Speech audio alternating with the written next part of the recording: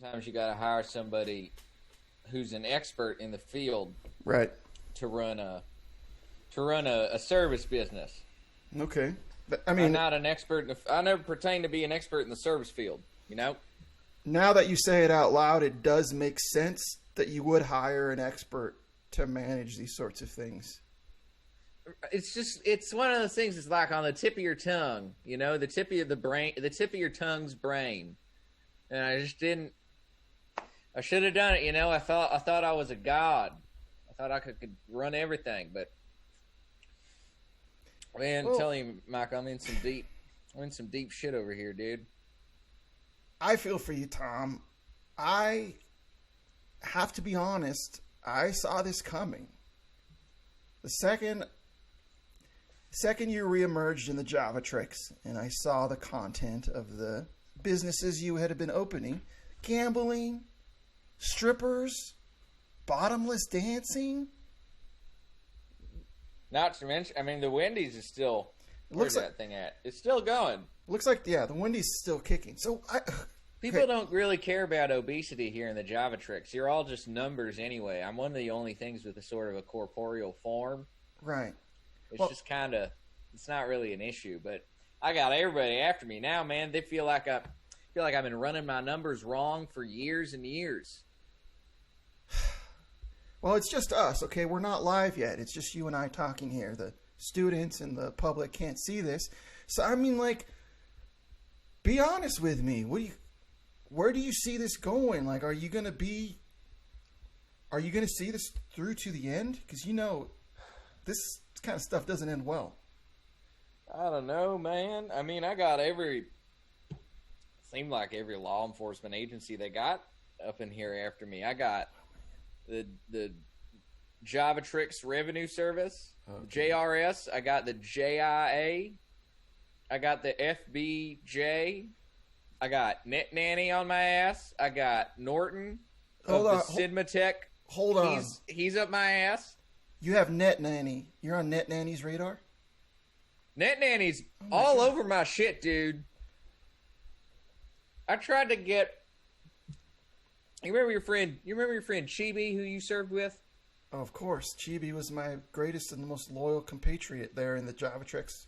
Yeah, so Chibi's got a whole family history of being, you know, serving the nation of the Javatrix. Well, of course, he is a Unicode giblet. Yeah. So all of his people, his entire race of Unicode giblets, they sort of have it's not an official position in the government of the Javatrix, but they're almost like volunteer sheriffs. You know? Right. So I talked to Chibi's Uncle BG, and he's just trying to help me stay alive, and he's not really doing his part anymore. You know, I feel like he took all these bribes from me, and he said he's going to do something, but he's not doing a goddamn thing.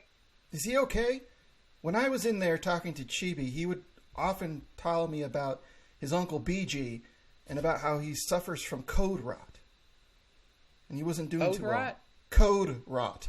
Code rot. Code rot. Code rot. It's when your code starts to... Rot? Well, essentially, it's when your code starts to dampen and darken until it is no longer viable, let's say. Oh, like a little bit of mold in the code. Right. Yeah, he's got that cold rot. And he's helping you. He must have his hands full. Tom, look, you're becoming an anchor over there in the Javatrix. We got to get you out of there. I feel like the Javatrix has become an anchor on me. You know, I thought I could live this life of excess, away from jurisdictions, away from bank accounts, away from all these enforcement agencies. Tom, I didn't realize Net Nanny was an actual being, an entity. I just thought it was this website that my mom tried to get me to use when I was in high school. Get me from looking at porn.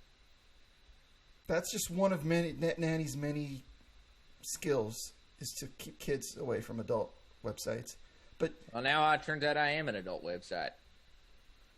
Tom, I don't know what to tell you, man. Like, it's It's 9:07. I have the seminar. I need to get started. Yeah. Are you going to be able? You're going to be able to do the seminar, right? Yeah, I can put on a face, man. I can do it. I just hope that something comes up by the time sooner rather than later. You know, it's by the time the show's done. I know it's only an hour for you, but it's another 5 years for me, and a lot can happen in 5 years. You seen that movie, The Last 5 Years? A lot happens in that movie. Is it about a football team? It's about the engagement between Jason Segel and Emily Blunt. Yeah, The Last 5 Years is what it's called. Google it. I was going to correct you, but I don't necessarily think that's what you need right now. You need compassion. You don't need correction. I do. I need compassion and care. Well, we're going to start the seminar, Tom, and I hope you have enough in your digital tank there to get through this. If you need to take a break, just let me know. I'll be all right. I'm here. I'm in it. I'm going to hop off. I'm going to center myself. I'm going to get off camera. I'm going to let you do your thing, dude. Call on me when you're ready. All right, Tom. And I see in the chat, Carrot Flaver is trying to guess what the name of the movie is. I'm pretty sure it's The Long Engagement. Don't screw this up, Tom. I don't think it's called Life Itself or The 5 Years. All right, I'm going to start. So the cameras are going to go live. No more talking. You can do it, buddy. Actually, don't believe in yourself. I like that. Keep going. You just gotta, you don't have anybody on your back. Yeah, inspired me. Anybody on your ass.